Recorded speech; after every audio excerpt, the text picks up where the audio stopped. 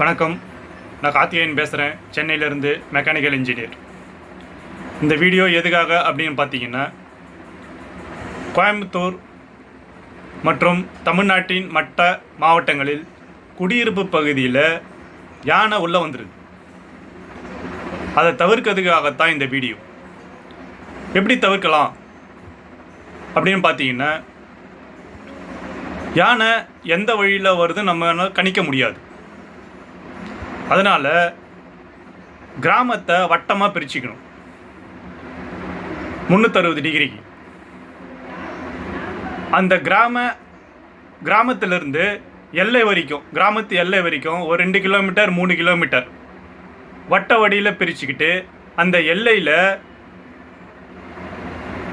கால்வாய் வெட்டணும்.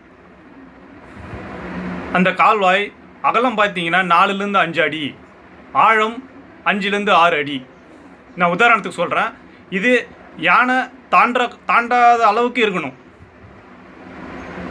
அந்த அளவுக்கு அகலமாக தோண்டணும். இதுக்காக சிமெண்ட்டு, செங்கல் அதெல்லாம் தேவையில்லை. அந்த மண்ணை மட்டும் எடுத்துடலாம்.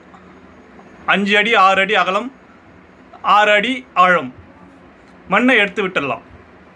யானையால் அதை தாண்ட முடியாது, குதிக்கவும் முடியாது. கிராமத்தில் ஒரு வீடு மட்டும் இருக்காது, நிறைய வீடு இருக்கும். அதை வட்டமாக பிரிச்சுட்டு எல்லையில் இந்த மாதிரி கால்வாய் வெட்டிட்டோம்னா யானை உள்ளே வரதை தவிர்க்கலாம். இதை குறைக்கலாம்னு தான் சொல்ல முடியும், முழுவதுமாக நீக்க முடியாது.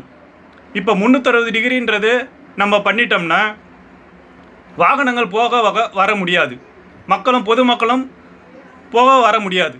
அதனால் ஒரு 310 டிகிரி இல்லை 300 டிகிரிக்கு நம்ம கால்வாய் வெட்டணும். வண்டி போகிற அளவுக்கு, வாகனங்கள் போகிற அளவுக்கு ஏதோ ஒரு பகுதியில் அந்த கால்வாய் வெட்டாமல் விட்டுடணும்.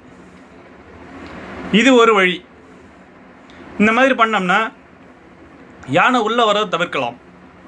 2வது வழி என்னன்னு பார்த்தீங்கன்னா, அந்த கிராமத்தோட எல்லையில் உணவுப் பொருட்கள் மற்றும் தண்ணீர் அதை அங்கே வச்சிடலாம். யானை ஊருக்குள்ளே வருதுன்னா உணவை தேடி மற்றும் நீருக்காகத்தான் கிராமத்துக்குள்ளே வருது. அதை நம்ம எல்லையில் வச்சிட்டோம்னா அது அங்கே சாப்பிட்டுட்டு இல்லை தண்ணீர் வேணும்னா குடிச்சிட்டு அது திரும்பவும் காட்டுக்குள்ளேயே போயிடும். இது 2வது வழி. ஒன்று காலை வெட்டிடணும், இல்லை உணவுப் பொருளை எல்லையில் வச்சிடணும். இது என்னுடைய கருத்து. இந்த ஐடியா நல்லதாக இருந்தால் எடுத்துங்க, இல்லைன்னா ரிஜெக்ட் பண்ணிவிடுங்க. நன்றி, வணக்கம்.